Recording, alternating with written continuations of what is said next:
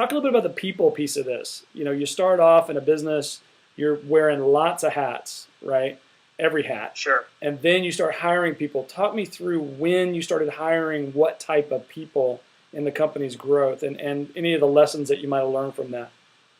Well, I think one interesting lesson that I learned recently, because we recently expanded to the UK, and we have a warehouse outside Edinburgh, um, and I realized that it is a different personality type that can start something and can grow it, because when you're starting something, you have to have a very high tolerance for things not working out as planned, and just looking at that as part of the experience rather than an insurmountable obstacle or a reason to be depressed right. for the week.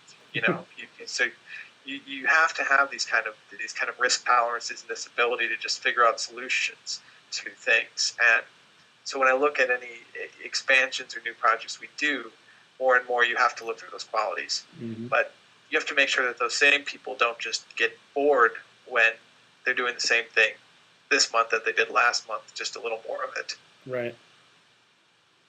Any major lessons in hiring? I've worked with lots of high growth entrepreneurs, and some of the best stories they tell is around great hires and terrible hires, and the impact that a good hire or a bad hire can have on the business.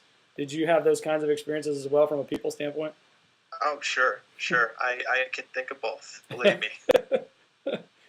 Any advice for the entrepreneur out there on something that if you had done it over, you might do it differently, or something you did really well that went well? Well, I'll tell you one that was interesting. We hired. We were looking for someone to run our tech department, which I had ran in the early days, but I'm not the guy to run a department like that. And we met this woman because we put out a request, and we thought, wow, she seems like a really good match. She gets the mission. She's nice. She's good communicator. And the one thing that had worried me when I'd interviewed her is she didn't ace the technical interview. But I kind of wrote it off and said, oh, that's okay. She's a good project manager. She doesn't need to be a technical ace. And it was one of the worst hires we ever made. It was absolutely, once, she couldn't wrap her head around the technology that ran the company. And so she couldn't manage it. And you had all this extra friction just trying to explain to her how things worked. And it was just unnecessary. And I realized, I think if you want high performance leadership of tech people, they need to be led by someone. They're going to respect people who get technology, even if they don't write code every day, and really get it on a very deep level. I think the other thing that we maybe didn't learn early enough, when you think of bringing someone really senior on, the great thing about socially conscious businesses is you can kind of date above your pay grade, as it were. You can go recruit people who wouldn't give you a second look if you were not a business in the sector. But you look at the kind of pay they'd want. Even if they take a pay cut, it could be a big number. It could be six figures, right? But that's if those people do their job right, they'll make you 7 or 8 figures, right? And that's the whole point of it. You, as an entrepreneur, have to be willing to accept. I think that there's someone out there who can do every single thing you do better than you do it, and your job is really just to play hot potato until you get those people in the right positions. Right. When did you guys start to make moves towards hiring those types of executives? When did you feel like you needed to? It's like. Well, we're lucky because our first one kind of convinced us that we needed him, and was very flexible about how he would actually get paid. And so we did hire a CEO about a year and a half or 2 years on, and he's been an amazing asset to the company. And I think part of the thing I realized what he brought a level of comfort to the bankers we worked with, and to the to the potential investors that we courted, that I think as much as a young creative entrepreneur will appeal to them in some ways. They want to be sure their money's looked after. And right. I think a level of experience and gravitas can go a long way towards that. we didn't really create.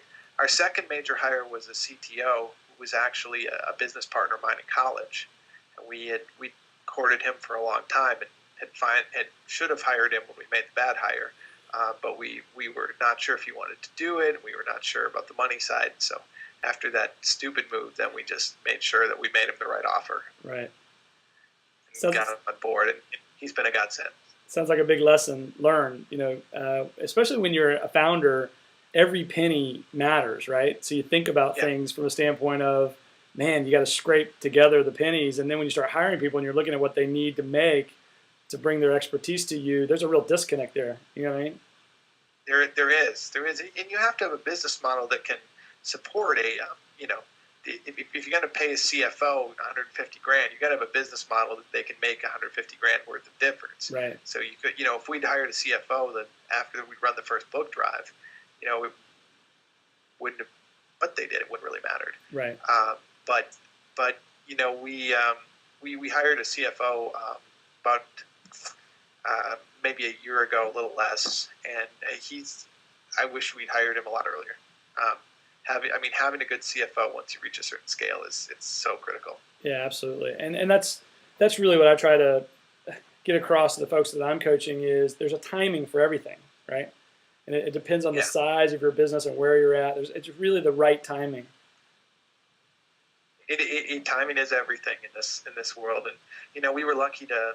I think in the time we launched the business until now, textbooks online has grown from maybe 2% of the market to 25 or 30% of the market. Right. So, as clever as we may have been, if we launched the business 5 years earlier or 5 years later, it may not have mattered. Exactly.